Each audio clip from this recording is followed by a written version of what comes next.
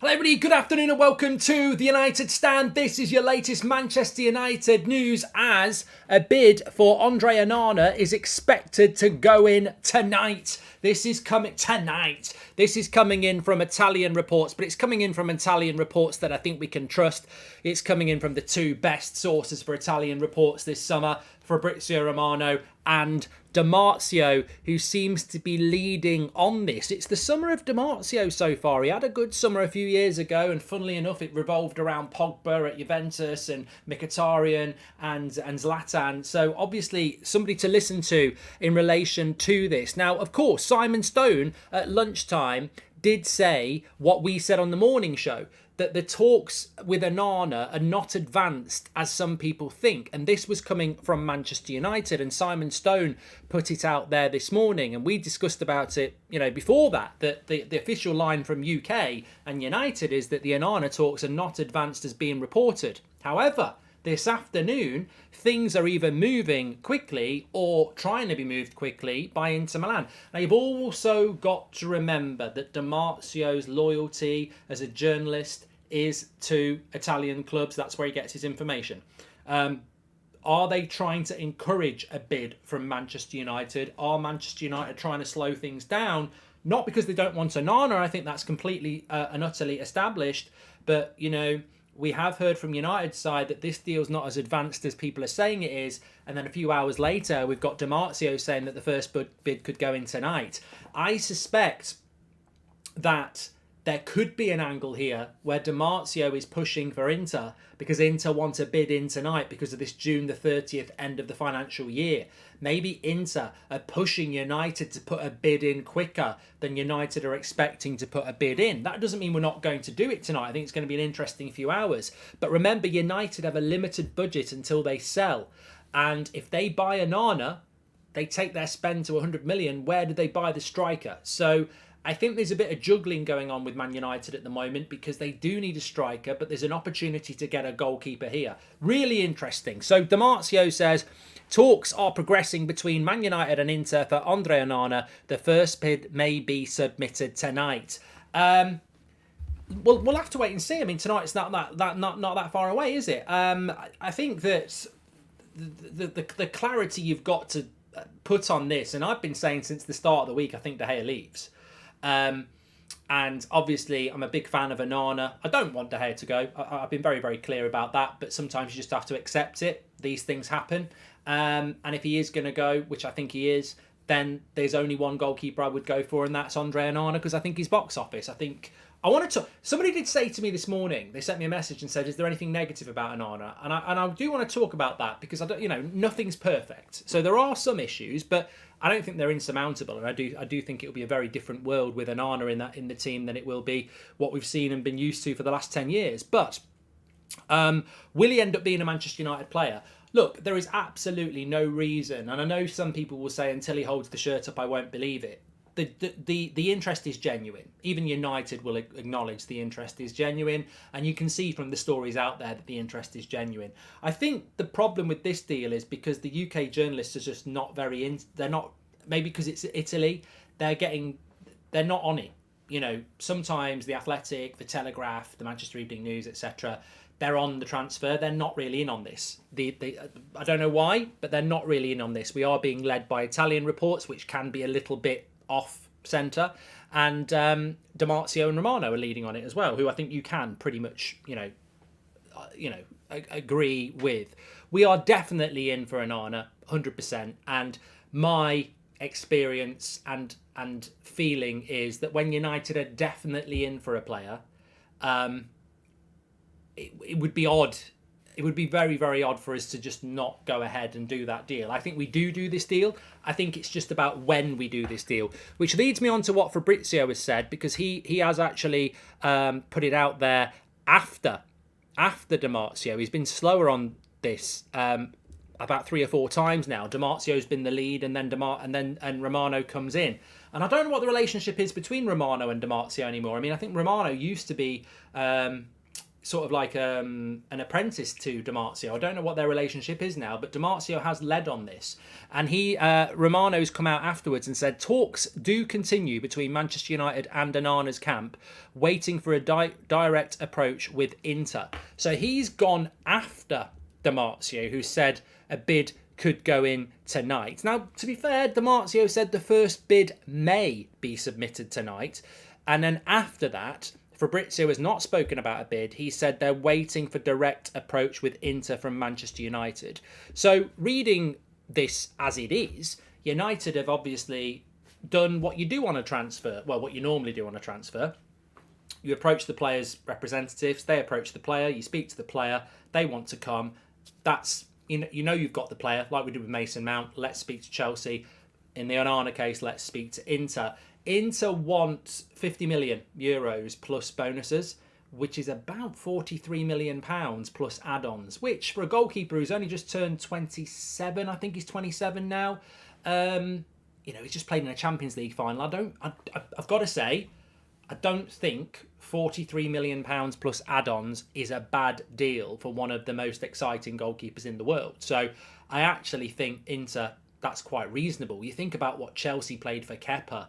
Some goalkeepers can go 70, 80 million. So I do think it's not a terribly bad deal for United, but they'll still try and shave a bit off. I'll be very surprised if we got Here We Go tonight, but I suppose some people are thinking about this June the 30th deadline, which is at midnight tonight. And some people will be thinking, does that force a deal out of Inter? We'll have to see. What does box office mean? I'm not from the UK, says Casper. I love the international audience. Paul, welcome to Members Club. So what does box office mean? So when a new film comes out, Pulp Fiction, whatever, it's in the box office, isn't it? It's like the box office seats. You go and it's box office. Basically the box office is where you buy your tickets. And box office means you want to go and buy tickets. So if Onana is box office, it means people want to pay to see him. That's what it's all about. So, and as Jordan says, box office is when a film is deemed successful. A box office is where you buy your tickets. If a player is box office, what I mean is that people are going to pay to watch him. He's box office. Is Harry Maguire box office? Yeah, I don't think you buy your tickets to watch Harry Maguire. He's just part of the show. But yeah, he is.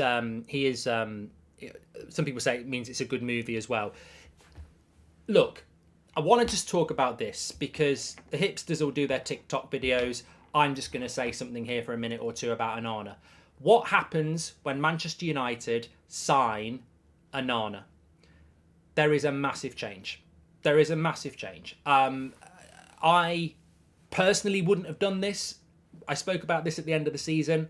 I think money should have been spent elsewhere. I think another season of De Gea would have been absolutely fine. I've said my piece. It's not going to happen. I'm mature. I'm respectful. I can move on. And it's definitely easier to move on when you're bringing in the goalkeeper that I would bring in. What I do find funny is, though, and I'm not going to name any names here, Beth, but the obsession with Costa, which I've heard for the last 4 months, got dropped very, very quickly for Onana, didn't it? I thought Costa was the goalkeeper. Oh, it's Costa, and now it's Onana. But look, that's fine.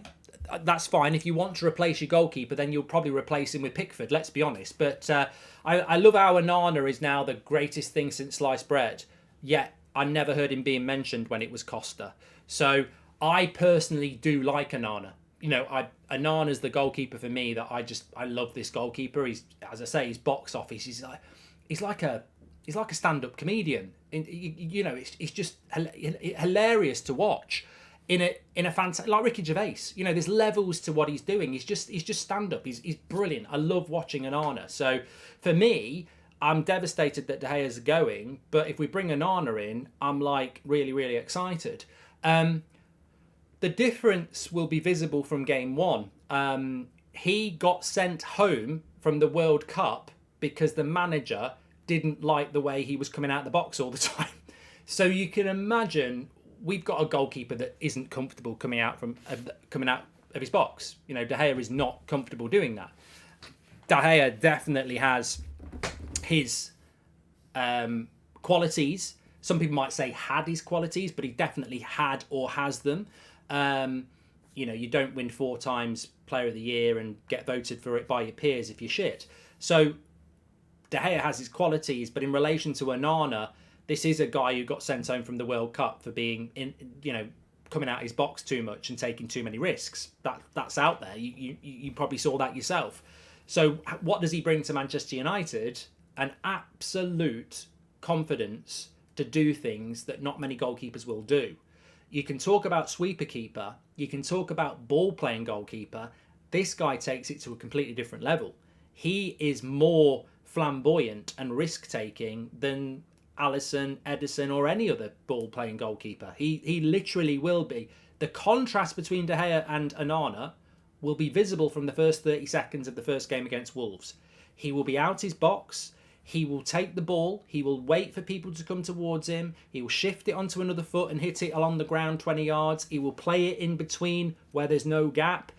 It will be completely different. Completely different. And are there any risks to that? The risks are if it goes wrong. If in the first 3 or 4 games he starts making loads of mistakes, then, that will put a bit of pressure on him. I think he's got the confidence and personality to deal with that pressure. I don't think you can ignore the fact that, he did have problems with his national team. He, is very, very, very strong-willed, and you have to be if you've got that level of confidence. He's a leader. He's a personality. He's not Dean Henderson, John Cena tribute act and banging the floor and this, that and the other. This is a guy who's done it in a Champions League final. This is a guy who's done it in a very good Inter Milan side. And this is a guy that believes that he is the best goalkeeper and the best goalkeeper in the world at doing what he does. And I think he's the biggest personality in goalkeeping at the moment. And I think he's the biggest risk taker in goalkeeping at the moment. But you know what? Tyson Fury could be a risk taker. He's still the best boxer in the world. Djokovic could be the biggest risk taker in tennis, still the best player in the world. Risk taking is absolutely fine. Ronnie O'Sullivan at snooker, risk taker, best natural player in the world. Risk taking isn't a negativity if you've got the quality to back it up. Maybe against Wolves, Onana plays a stupid pass and Wolves go 1-0 up. It's a bit like saying Erling Haaland in the Community Shield last year missed the sitter. Oh, he's a flop. Went on to smash the goal record. It's not what you do in your first few games. It's what you do in your first few years. There might be some teething problems with Onana. There might be some teething problems with Mason Mount. But I think that the only risk is what his strength is, really. What makes him what he is. He's a flamboyant, confident, strong-willed, elite goalkeeper who plays a style of football that I think Ten Hag really, really does want. And it's going to be a very exciting signing. I think this is going to happen, and I think that the way, look, you know me, you know where I stand on this. I have to say that, penny for David De Gea's thoughts. I mean, if you're David De Gea, you must be like, unless you've thrown your phone in the sea, and you're on a social media, ban. You've been at this club for a long time. You've earned the respect of the fan base. You've delivered for the fan base, and your time is up, and everybody's getting excited about the next one. It's like, long live the new king. The old king's dead, but he's still breathing. He's still there, and it must be a very weird situation for David De Gea at the moment. And my thoughts do go out to him from an empathetic point of view, and also from a point of view that I really do like and respect the player. But I think this needs to get resolved quick. I actually hope Di Marzio is correct. I hope this bid does go in tonight, and I hope the club allow David De Gea to leave before that, because I think the worst thing that can happen is that we sign Onana and De Gea is still here and then he goes, because as we know, some people will be celebrating that in what is a distasteful way, because it's not look, I think that even if you wanted De Gea to stay, and I did, I think over that, since the Onana rumours have come in, I've sort of got to the mindset now, well, I really like Onana and we're clearly going to do it. So I'm sort of past that. But, what I'm trying to say is it shouldn't be Onana versus De Gea. The fan base shouldn't be split on this. Let people disrespect De Gea if they want to. I mean, that's for them to deal with. I respect De Gea. I like De Gea. I would have kept him another year. I would have brought a younger goalkeeper in and worked alongside him. Ten Hag's decided he wants him to go and he wants to bring Onana in. That's option 2. Option 3 was, I don't know what option 3 was. Get rid of him and play Henderson. I don't know. So I've got no problem with Ten Hag doing what he's done. And hopefully it'll be the right decision. And I just think the whole De Gea versus Onana thing doesn't exist for me, because I like Onana and I like De Gea, and this is just the manager making a choice. And all the people that were going on about De Gea back in February and March and April and January, but you're also going on about Costa, who's not Onana. So, there's no similarities really between Onana and Costa. They're very, very different. They're very different in relation to experience. They're very different in relation to flamboyance, risk-taking. And apparently Costa was the goalkeeper we needed to sign. I was never massively confident about the Costa signing. It just didn't... It worried me. I felt that was a concern. The Onana one, I think personality is everything. And I think that if you're going to go in that Man United dressing room, you've got to have that something about you that you feel that you belong from minute one. You've got to have that belief and confidence and charisma and personality. And I just don't think that Onana's going to go out there and be like, first game, taking it all in, sort of like thinking about the atmosphere, rather than, I just think he'll embrace it. So look, I think the best thing for everybody now is to get this deal over the line quickly, so that United can move on. And then I think it becomes very interesting, because you've spent 100 million then, and we know we've only got 120. So where is the striker coming in? We're going to have about £65 million to spend on a goalkeeper if you put it all together. 55 on Mount, 45 on Onana makes 100. Then you've got 20 left, plus 20 for Fred, plus 25 for Henderson, 65. Obviously, give or take, you don't know about instalments, you don't know how much you get from sales. So I think 3 signings is where we're heading. And as I said this morning, I think it will be Onana and I think it will be Rasmus Højlund. I've been a United Stand follower since last 10 years, Mark. You were doing a great job with the transfer news this season. Love to be part of the community, says Cast. Thank you very much. And hi, Mark. If we get Onana, who apparently is good at playing in the back, don't we need defenders that can play that way too? Can Maguire play like that, says York? I think this is a great question. And do get your questions in, because, I don't expect everybody to have watched Onana more than a couple of times. I don't expect everybody to, Look, there's still a big problem with that team. The thing about Onana is, it works in a certain sense, but the rest of the team have to make it work. If you can press high up the pitch and you can allow the opposition to be so suffocated that they've got to hit long balls, then your goalkeeper becomes the sweeper and you don't get exploited. So that's how it works with Onana, is if you've got a really good pressing team, then Onana can play on the edge of his box and sweep up. That works really, really well. But if your team doesn't press well, and the team has to drop because it hasn't got the ball, it's all about stopping the opposition, building possession through your lines towards your goal. Because Onana can't sweep up if Man City play through us to the edge of our box. You've got a very deep line then. You've just got to rely on his goalkeeping ability. So Onana makes us play different, and people go, we're going to play so different, it's going to be a game changer. And they're right. They are right, as long as the rest of the team allow us to play differently. You think about Newcastle away, you think about Anfield away, we weren't sweeper keeping then. Whether De Gea can do it or not, he can't change that. The team couldn't press a bloody orange. The team has to be able to press high up the pitch, which is why that interesting with Jack, the video with Jack this afternoon was really good about Mason Mount. Instigating that press high up the pitch will be really important, especially against the lesser teams.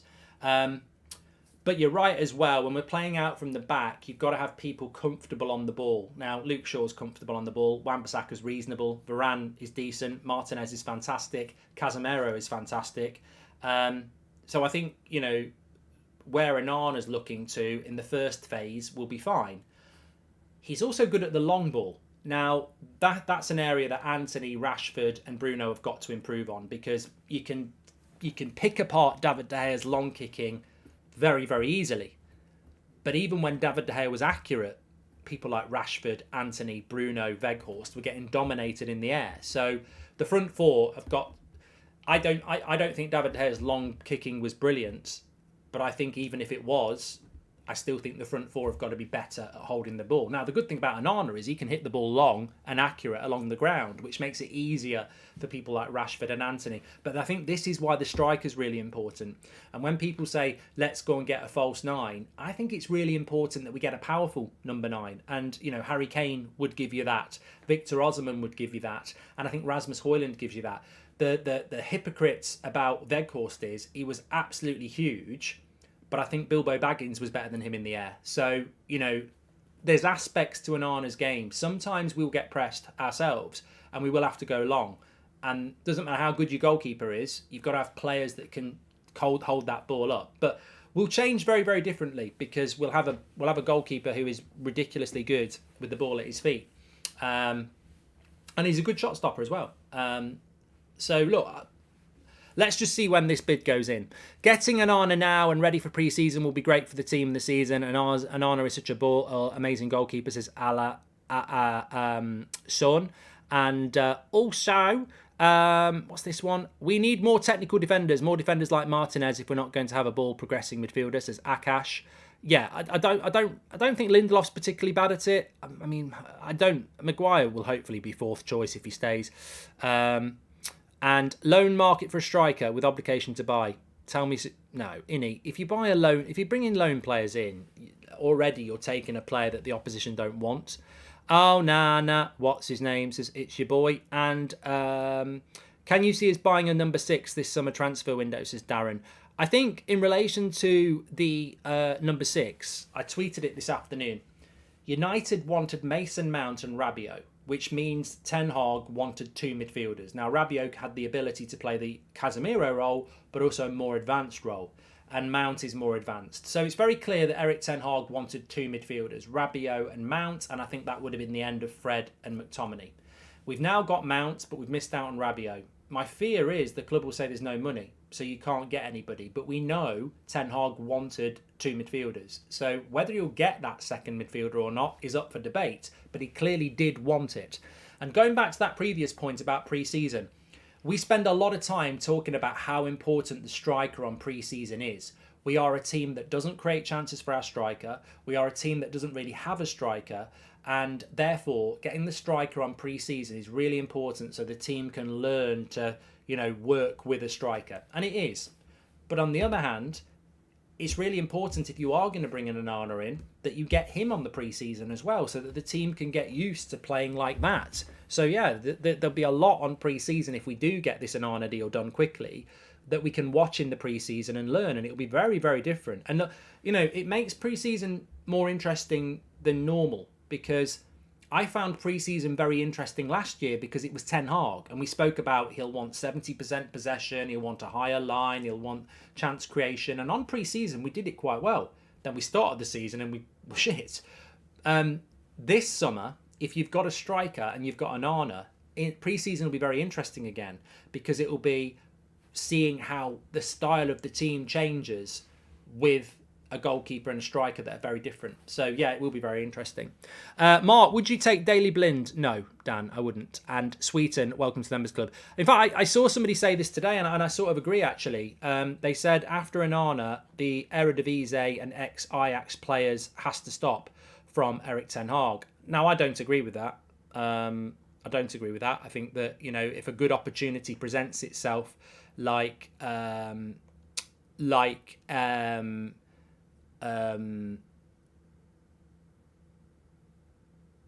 Frankie de Jong, then you can't just say don't give Erik Ten Hag any more former players from Ajax. But I do also agree that the first year of Ten Hag has been very focused on players that have played for him or at the Eredivisie. He wanted Mason Mount when Mount was on loan in the Eredivisie. Malacia is from the Eredivisie. Eriksson was with him at Ajax. Martinez and Anthony were with him at Ajax. Onana was with him at Ajax. So apart from Casemiro, from his 7 signings, 6 of them have a very strong link to Erik ten Hag. But there's also a reason why he's doing that. And he's doing that because the scouting and recruitment department of United is dreadful. And he's only been here 12 months. And he's trying to make big changes at a big club where patience isn't a thing. So he's going with things that he trusts. And I think the fact that he's still going with things that he trusts shows you that the recruitment and scouting is still nowhere near the level he had at Ajax, where you can go and get a player from Argentina or from Portugal or from Brazil or wherever with a good scouting network. I think he's still reliant on players he's worked with before that he can trust, because he can't be reliant on the scouting and recruitment that United have. So, yes, I do think it needs to change. I think we do need to start bringing in players that Ten Hag hasn't worked with before, because he didn't always do that at Ajax. But I think it's also a hint that he's doing that because he doesn't trust United's recruitment at the moment, which may take some time. Interesting, the Athletic have said David De Gea is keen on returning to Atletico Madrid, but Simeone isn't interested unless he's happy to be third choice and take a significant salary reduction. But Man United has not given up on David De Gea's contract, but he is effectively being asked to hang around in case they can't get a new number 1, which I think we already know. And Man United are still planning face-to-face discussions with David De Gea. He'll be out of contract at midnight as he prepares to get married this weekend. I feel so sorry for the guy. I feel so sorry for the guy. I mean, I'm reading that for the first time, but I feel really bad for him because I'm a human being, and I think that, you know what, you should never make it about the human being, because it's never personal. If Harry Maguire was going, I'd be very happy, because I just don't think he's good enough, and I don't think he's ever really done anything for the club. But with David De Gea, I like him. I think he's done fantastically well for the club, and I think it's unfortunate how it's ended. I mean, to have your wedding day at the weekend and then not know whether you've got a job anymore, it's not nice for him, is it? But I hope United can sort it out quickly. That suggests to me that if they want to have chats with David De Gea, they're not going to sign Onana before they've had a chat with him. But, United can't be a sympathy vote as well. As much as I like De Gea, I absolutely agree with what I'm about to say. You can't sign Onana for 45 million and then keep David De Gea at the club on 150 grand a week. You can't do that. You can't have a second goalkeeper on over 100 grand a week. So, we can't be a charity. We've got to make a decision here. And if it's Onana, you move forward. Because ultimately as well, remember, it's not just the money you'd spend on your second goalkeeper. If you keep De Gea and then you get Onana, and you play Onana in the Premier League and you play David De Gea in the Carabao Cup and maybe some Champions League games, we're going to visibly see a massive difference in the way Onana plays and the way De Gea plays, which will then have a massive impact on the way the team plays. So there is no point in keeping De Gea if you're signing Onana. There isn't. The style of play will be so different, and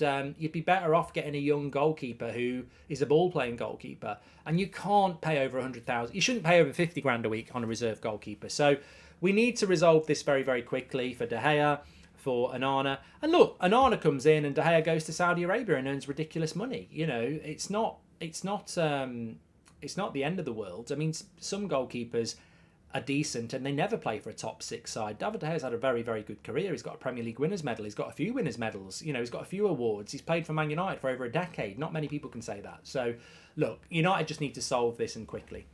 This goalkeeper is such a bad move with a limited budget. We don't play possession-based football. Why do you want a keeper that's good with his feet? Makes zero sense. Well, because we do want to play possession-based football at some point, Glazers out. And do you think that the sale delay could be causing Erik ten Hag to delay his plans for this season and relying on his defence again for next season, says Ed B? Well, what I would say, Ed, is that if you are going to replace De Gea with Onana and you're going to bring Mason Mount in, you've got to play a different brand of football. We can't play defensive, counter-attacking football next year with a ball-playing goalkeeper and a number 8 that likes to press. So, it's shit or get off the potty time, isn't it? Don't buy players that play the way that Ten Hag played at Ajax if you haven't got the players to play the way you played at Ajax and you intend on playing counter-attacking football. So there we go. Anyway, look, thanks everyone for watching. We're back at 8 o'clock. Just a quick update. Let's wait and see what happens next. Will there be a bid going in from Manchester United, or will they resolve what's going on with David De Gea first? I think they should resolve what's going on with De Gea first and then get the Onana deal done. But we'll wait and see. Take care, everyone. Please smash a like on the video and subscribe. I'll see you at 8 o'clock, if not before. Thank you very much for watching.